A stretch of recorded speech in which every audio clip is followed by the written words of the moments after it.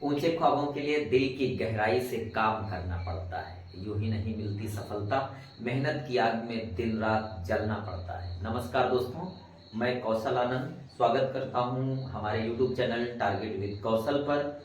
दोस्तों, आजकल हम समास पढ़ रहे हैं और सबसे पहले तो मैं क्षमा चाहता हूं कि जब कल मेरी वीडियो शूट हो रही थी, कुछ लाइट का इशू होने के कारण लास्ट में मेरी वीडियो पूरी नहीं हो पाई। उसके लिए मैं तहे दिल से क्षमा प्रार्थी हूं आपका। आप सब लोग को जो असुविधा हुई इसका मुझे खेद है। दोस्तों, हम पढ़ रहे हैं समास और समास में आज मेरा जो टॉपिक है वो है द्वंद्व समास का। तो ठीक है, हम लोग रेडी हैं, पढ़ते हैं द्वंद्व समास।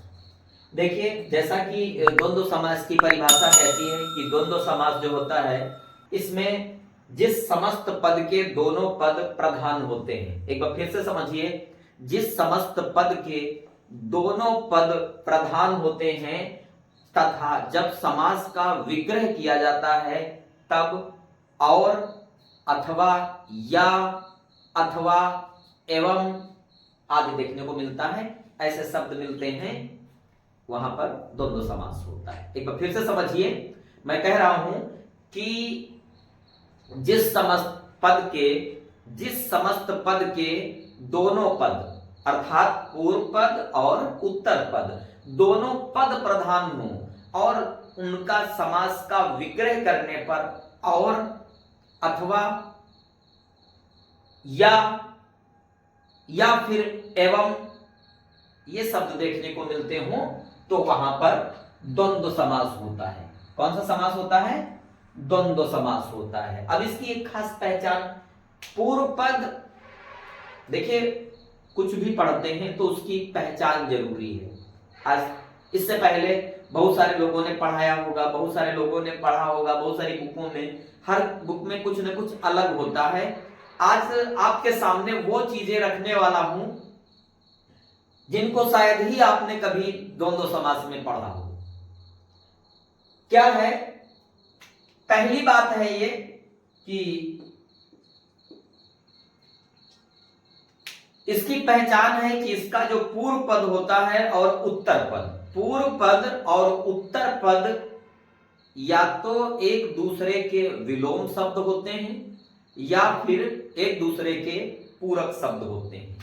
इस बात को बहुत कम लोग पढ़े हैं या बहुत कम लोग देखते हैं, जानते हैं। ज्यादातर यही माना जाता है कि पूर्व पद उत्तर पद का विलोम होता है। ठीक है, अब मैं आपको बता रहा हूं कि या तो पूर्व पद उत्तर पद का विलोम होगा या फिर पूर्व पद उत्तर पद का पूरक होगा। दूसरी बात यह है कि दोनों पदों के बीच में प्रायः एक योजक चिन्ह, ये हाइफन, इंग्लिश में हाइफन कहते हैं, ये योजक चिन्ह जो होता है ये देखने को मिलता है। कोई जरूरी नहीं, यहां पर मैं आपके सामने डिस्कस करूंगा, इस विषय पर चर्चा करूंगा और मैं बताऊंगा कि ये कोई जरूरी नहीं है कि ये हो। हाँ, काफी हद तक ये देखने को मिलता है कि ये योजक चिन्ह जो है, हाइफन है जो लगा हुआ है, ये देखने को मिलता है कि लगा होता है। लेकिन अब कई बार ऐसा होता है, हमारे सामने ऐसे उदाहरण होते हैं जहां योजक चिन्ह नहीं होता है, तब हम कैसे पहचानेंगे? उसके लिए बस आपको इतना ध्यान रखना है कि जो पूर्व पद है वो उत्तर पद का विलोम होगा, उत्तर पद का विलोम होगा या फिर पूर्व पद उत्तर पद का पूरक होगा। ठीक है, चलिए उदाहरण देखते हैं। जैसे यहां पर समास का विग्रह, ये समास का विग्रह लिख रहा हूं मैं, समास का विग्रह, ये समास का विग्रह लिख रहा हूं और इधर मैं समास लिख रहा हूं। समास को हम समस्त पद ही कहते हैं, समस्त पद।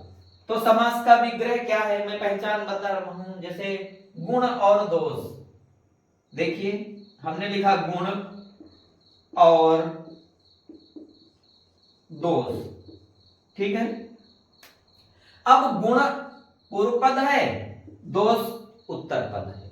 तो गुण पूर्व पद दोष उत्तर पद, लेकिन अब दोनों ही पदों की प्रधानता है, जो कि ऊपर लिखा गया है कि दोनों ही पद प्रधान हैं। पूर्व पद भी प्रधान है, उत्तर पद भी प्रधान है, दोनों पद प्रधान है।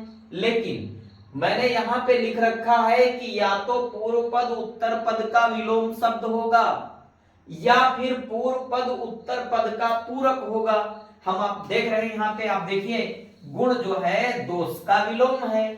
अब हम जब इसका समस्त पद करेंगे, जब समास बनाएंगे तो बन जाएगा गुण दोष। ये चीज जो योजक चिन्ह लगा हुआ है दोनों पदों के बीच में, ये यहां देखने को मिल जाता है। और क्या है, दोनों पदों के बीच में प्राय योजक चिन्ह देखने को मिलता है। दूसरी बात है विग्रह करने पर और ये भी मिल गया, ठीक है। ऐसे ही हम लिखते हैं पाप और पुण्य, पाप और पुण्य। अब जो पाप है और ये पुण्य है, पाप पूर्व पद है, पुण्य उत्तर पद है, और दोनों एक दूसरे के विलोम शब्द हैं, ठीक है। अब इनके बीच में और देखने को मिल रहा है, देखिए अब पाप और पुण्य एक दूसरे के विलोम हैं। नया पद हमारा समस्त पद जो बनेगा वो पाप पुण्य बन जाएगा, पाप पुण्य। अब आपके समझ में ये बात आ रही होगी, सर ये तो आपने बता दिया, अभी बता रहे हैं कि पूर्व पद उत्तर पद का विलोम होता है, योजक होता भी है, प्रायः होता है। इसका मतलब यही है कि प्रायः मिलता है देखने को, लेकिन क्या कभी ऐसा भी होता है कि नहीं भी मिलता है? जी बिल्कुल सही समझ रहे हैं आप, नहीं भी होता है। देखिए मैं लिख रहा हूं, जैसे एक शब्द है, एक शब्द है देवासुर,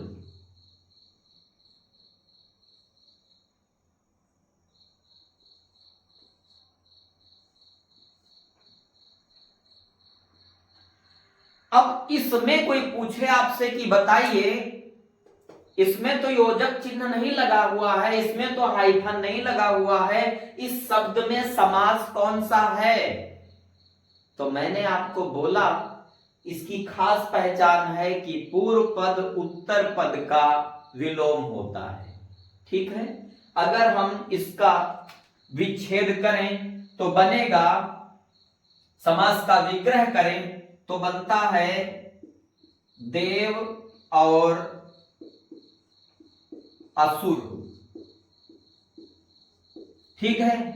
अब जो देवता पूर्व पद है, असुर राक्षस है जो उत्तर पद है, और ये पूर्व पद उत्तर पद का विलोम है। लेकिन यहां पर ये योजक चिन्ह देखने को नहीं मिलता है, इसलिए अगर ऐसा शब्द मिलता है जिसका पूर्व पद उत्तर पद का विलोम हो तो आप परेशान होइएगा बिल्कुल भी नहीं, आप तुरंत समझ जाइएगा कि जिसका पूर्व पद भी महत्व रखता है, उत्तर पद भी महत्व रखता है, अर्थात दोनों पदों की प्रधानता है। इस स्थिति में समास जो होगा वो द्वंद्व समास होगा, ठीक है।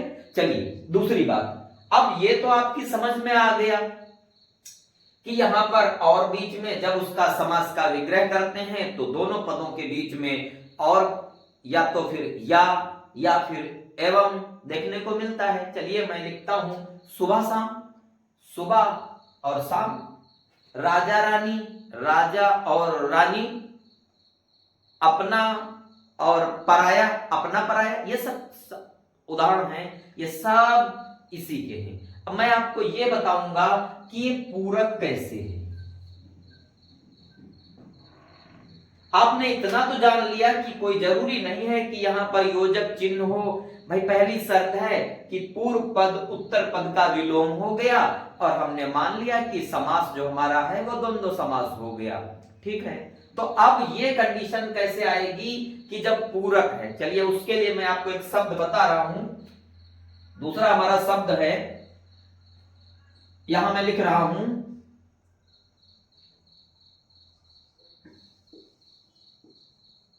दैत्यासुर, मैं लिख रहा हूं यहां पर दैत्य और असुर। ठीक है, अब हम देख रहे हैं जो दैत्य है वही असुर है, ये दोनों एक जैसे हैं, जो दैत्य हैं और असुर हैं। तो अगर कहीं शब्द मिलता है कि दैत्यासुर है, अब आप बताइए इस दैत्यासुर में कौन सा समास होगा। तो हम देखते हैं कि पूर्व पद उत्तर पद का पूरक शब्द है।